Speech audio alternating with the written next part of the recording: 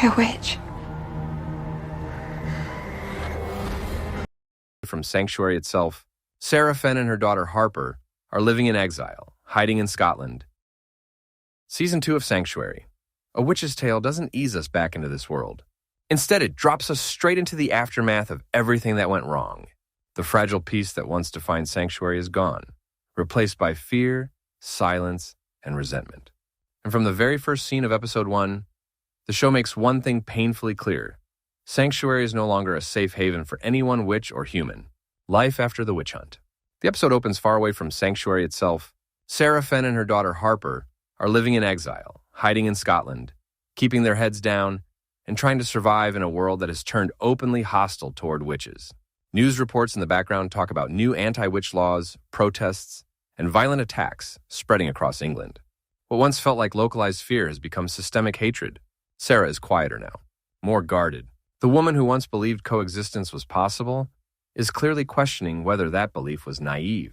Harper, on the other hand, is changing in a different way. Her powers are stronger, more unpredictable, and clearly responding to something deeper.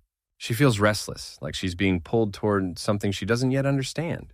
That pull becomes impossible to ignore when Sarah receives news from Sanctuary.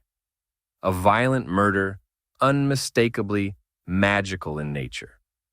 Not an accident. Not a misunderstanding. A deliberate act. Sarah knows what this means. If magic is involved, the blame will fall on witches, no matter the truth. And if she doesn't return, whatever fragile balance remains in Sanctuary will collapse completely, returning to a broken town. When Sarah and Harper finally return, Sanctuary feels like a ghost of itself. The town hasn't healed, it's calcified. People whisper, doors close, old friends avert their eyes. Even witches who once stood proudly are now cautious, fearful, and divided. The most striking thing about Sanctuary now is how fear has replaced trust. Humans see witches as threats. Witches see humans as potential enemies. The shared identity that once defined the town is gone. Sarah's reunion with D.I. Maggie Knight is tense but necessary. Maggie's under enormous pressure. The murder has already sparked rumors, and higher authorities want answers, fast, simple answers. The kind that pin blame on witches and move on. But Maggie knows better. The crime scene doesn't match anything she's seen before. The magic used is too precise, too controlled. This wasn't rage, it was intention. Reluctantly, she turns to Sarah. The investigation begins as Sarah examines the evidence. It becomes clear that this murder isn't just supernatural, it's ritualistic. Symbols carved into the body. Residual magic lingering far longer than it should. This wasn't done by someone acting alone or impulsively. And that's what makes it terrifying. Because it suggests organization, knowledge, purpose. As Sarah and Maggie dig deeper, resistance grows. Town officials want the investigation shut down. Human residents demand arrests. Even some witches argue that reopening old wounds will only make things worse. This is where the episode really shines thematically. Sanctuary isn't just about magic, it's about how fear spreads faster than truth and how easily people choose scapegoats when they're afraid. Harper's story, The Awakening.